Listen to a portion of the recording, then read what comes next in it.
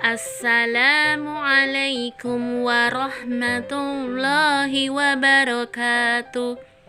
Apa kabar anak soleh-soleha? Semoga anak-anakku dalam keadaan sehat dan tetap semangat. Sebelum kita mulai pelajaran, marilah kita membaca basmalah bersama-sama.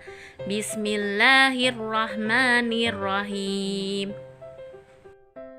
Baiklah anak-anak, hari ini kita akan belajar tematik 4, tema 4, subtema 1, pembelajaran 6. Materinya adalah 1. Menilai tokoh dalam cerita. 2. Menganalisis sikap yang sesuai dengan nilai-nilai Pancasila.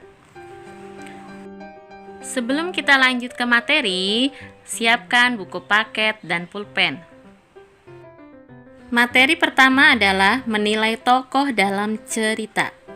Apa sih itu tokoh? Nah, nanti kita akan mengetahui pengertian dari tokoh. Tokoh adalah pelaku yang mengemban peristiwa dalam cerita fiksi, sehingga peristiwa itu mampu menjalin suatu cerita. Tokoh bisa berwujud manusia, binatang, tumbuhan, atau benda-benda yang diinsankan. Berdasarkan fungsinya, tokoh dapat dibedakan menjadi 2. 1. Tokoh utama. 2. Tokoh pendamping. Baiklah anak-anak, sekarang kita buka buku paketnya halaman 60 dan 61. Ayo membaca yang berjudul Pemimpin Idola, Pemimpin yang Jujur. Konon, pada masa lalu ada seorang raja yang memerintah sebuah kerajaan yang makmur. Namanya Raja Hasan. Ia seorang raja yang pandai dan berakhlak mulia. Pada suatu hari, raja ingin mencari seorang pemuda untuk dijadikan panglima kerajaan yang akan membantunya dalam menghadapi berbagai persoalan di kerajaan. Berhari-hari sang raja berpikir keras bagaimana caranya mencari panglima yang sesuai dengan harapannya, yaitu pintar, tegas, dan jujur. Akhirnya, sang raja memanggil sekretaris kerajaan supaya membuat pengumuman bahwa raja sedang mencari panglima dengan syarat-syarat tertentu. Pengumuman itu disebarkan ke seluruh penjuru kerajaan. Keesokan harinya, para pemuda berdatangan untuk mendaftarkan diri untuk menjadi panglima kerajaan. Seleksi pun dilakukan secara hati-hati dan seksama, sampai akhirnya tersisalah 3 pemuda pintar yang telah lolos berbagai ujian seleksi sebelumnya. Seleksi terakhir dilakukan oleh Raja Hasan sendiri. Raja Hasan memanggil ketiga pemuda tersebut. Kemudian, Raja memberikan 1 bibit tanaman kepada masing-masing pemuda. Tanamlah bibit tanaman ini di rumahmu masing-masing. Rawatlah bibit ini dengan baik dan 2 bulan lagi kalian datanglah lagi ke kerajaan, kata Raja Hasan. Ketiga pemuda pun menjawab serentak, "Ya Baginda Raja, kami akan laksanakan perintah Raja dengan baik." 2 bulan kemudian, ketiga pemuda itu pun datang menghadap sang raja. "Bagaimana keadaan bibit tanaman yang telah kuberikan kepada kalian 2 bulan yang lalu? Adakah ia sekarang sudah tumbuh subur?" tanya Raja Hasan.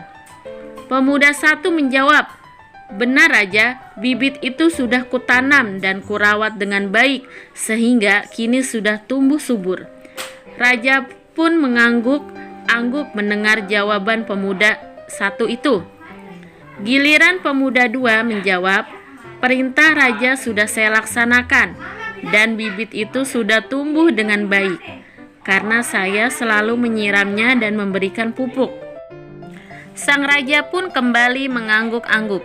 Tibalah giliran pemuda ketiga memberikan jawaban.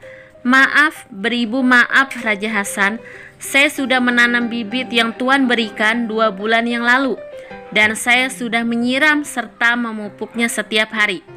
Tapi apa dikata, ternyata bibit itu sama sekali tidak tumbuh." Sang raja terdiam sesaat. Ia menatap pemuda itu sungguh-sungguh. Kemudian raja berkata, "Wahai para pemuda yang pintar, kalian telah terseleksi hingga pada tahap terakhir ini, dan saya akan memutuskan siapa yang pantas menjadi panglimaku." Suara sang raja lantang dan keras. Ketiga pemuda menunggu keputusan raja dengan berdebar-debar. "Wahai pemuda tiga, aku memilihmu menjadi panglimaku karena kejujuranmu. Ketahuilah wahai semuanya, bahwa ketiga bibit yang kuberikan kepada kalian bertiga 2 bulan yang lalu itu adalah bibit yang telah kurebus. Jadi tidak mungkin bibit itu bisa tumbuh. Aku hanya ingin menguji kejujuran kalian saja."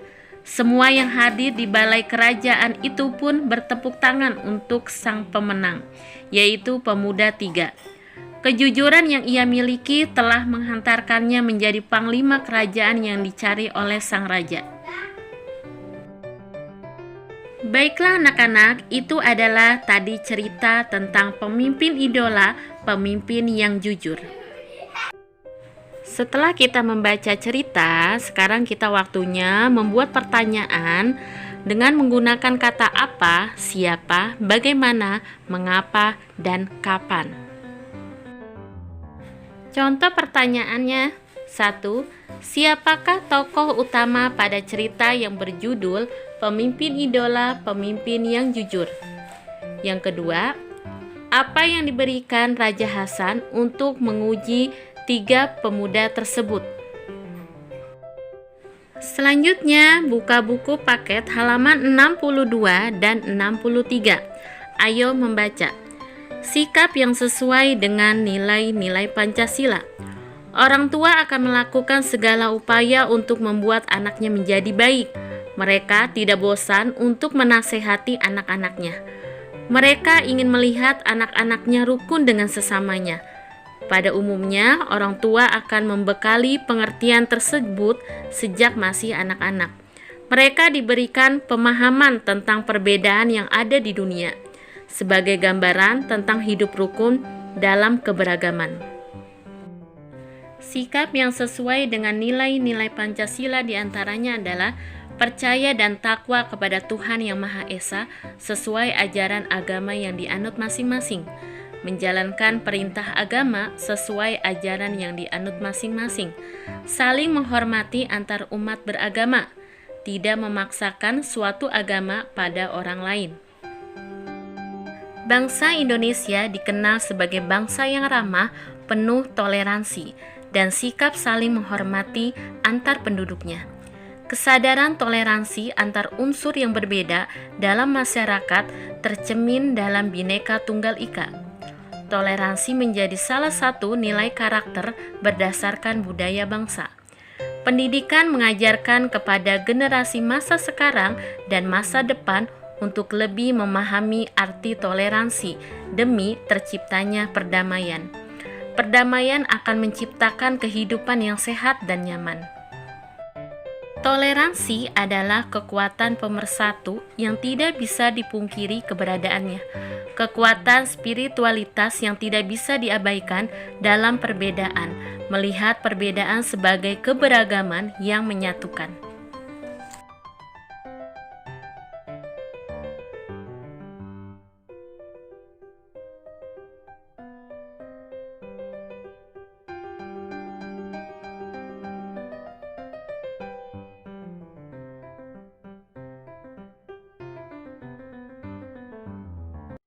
Untuk pembahasan hari ini cukup sekian dan terima kasih. Wassalamualaikum warahmatullahi wabarakatuh.